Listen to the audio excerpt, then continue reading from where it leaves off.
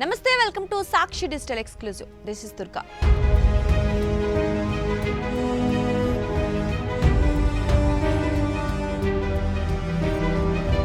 Current విద్యుదయస్కాంత తరంగాలను అదే ఎలక్ట్రోమాగ్నెటిక్ ఫీల్డ్ ని కట్ చేస్తే కరెంటు ఉత్పత్తి అవుతుందని మనం చదువుకున్నాం. జల విద్యుత్, థర్మల్ విద్యుత్, అణు విద్యుత్, సౌర విద్యుత్ గురించి మనకు తెలుసు. జల విద్యుత్ ఉత్పత్తికి నదులపై ఆనకట్టలు అవసరం. కానీ ఇవేమీ లేకుండానే కేరళ సర్కార్ పిల్ల కాలువలతో కూడా స్థానిక జనాభాకు సరిపడా విద్యుత్తును ఉత్పత్తి చేసే వినూత్న కార్యక్రమానికి శ్రీకారం చుట్టింది. పిల్ల కాలువలతో విద్యుత్తును ఎలా ఉత్పత్తి చేస్తారని అనుకుంటున్నారా? ఈ ప్రశ్నకు సమాధానం తెలియాలంటే ఈ వీడియోను ఎక్కడా స్కిప్ అవ్వకుండా చూడండి. కేరళ రాష్ట్రం భారత్లోనే సామ్యవాద భావజాలాలను మెండుగా కలిగి ఉన్న ప్రాంతం. అక్షరాస్యతలో అగ్రస్థానంలో ఉన్న రాష్ట్రం. పేదరికానికి చరమగీతం పాడి ఐక్యరాజ్య సమితి మన్ననలు పొందిన రాష్ట్రం. మహిళలకు నెలసరి సెలవులు, సమానత్వ భావజాలంతో ముందుకు దూసుకుపోతున్న రాష్ట్రం.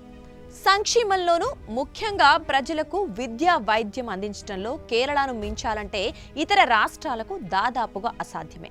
అలాంటి కేరళ రాష్ట్రం విద్యుదుత్పత్తిలోనూ తనదైన మార్కు చూపిస్తోంది. ఇప్పటికీ ఎన్నో రాష్ట్రాల్లో విద్యుత్ సరఫరా లేకపోవడంతో వెనుకబడి ఉన్నాయి. అయితే కేరళ రాష్ట్రంలో విద్యుత్ సరఫరా మాత్రమే కాకుండా విద్యుత్ ఉత్పత్తిలోనూ రాణించి నిరంతర విద్యుత్ సరఫరాపై ఫోకస్ చేసింది. పిల్ల కాల్వలపైన జల విద్యుత్ ప్రాజెక్టుల నిర్మాణానికి శ్రీకారం చుట్టింది. కేరళ స్టేట్ ఎలక్ట్రిసిటీ బోర్డు కన్నిమారి వంతెన సమీపంలో ఉన్న ఓ చిన్న కాల్వపై ప్రయోగాత్మకంగా విద్యుత్ ఉత్పత్తిని ప్రారంభించింది. ఈ చిన్న ప్రాజెక్టుతో స్థానికులకు నీటి సరఫరాతో పాటు విద్యుత్తు అందుతోంది. పౌరులకు నీరు, వెలుగులను అందించే ఈ పైలట్ ప్రాజెక్టు గ్రాండ్ సక్సెస్ అయింది. విద్యుత్ ఉత్పత్తికి ఉవ్వెత్తున ప్రవహించే భారీ జలపాతాల మాదిరి నీరు అవసరం లేదని ఈ ప్రాజెక్టు నిరూపించింది. పాలక్కాడ్ జిల్లా సరిహద్దు గ్రామం వండితవలం సమీపంలోని పట్టంచేరి పంచాయతీ ఈ ఘనతకు కేంద్ర బిందువైంది.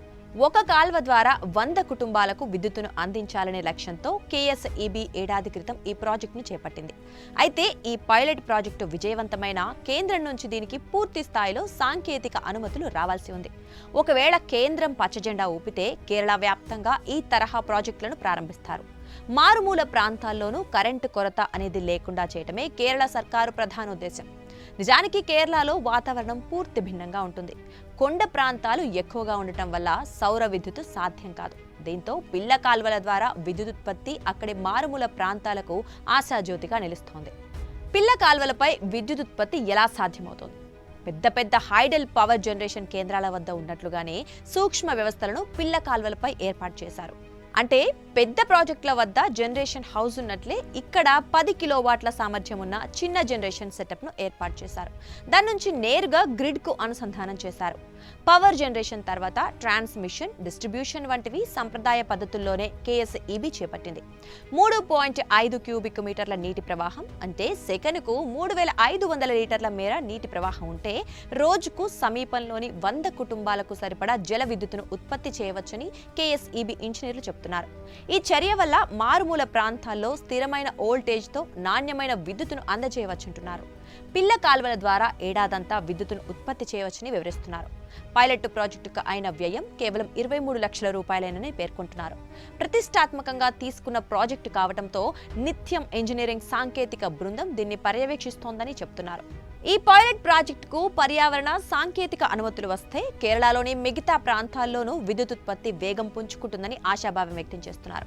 ఈ రిపోర్ట్ మీకు నచ్చినట్లయితే వీడియోను లైక్ చేయండి, షేర్ చేయండి. మీ అభిప్రాయాలను కామెంట్ల రూపంలో తెలియజేయండి.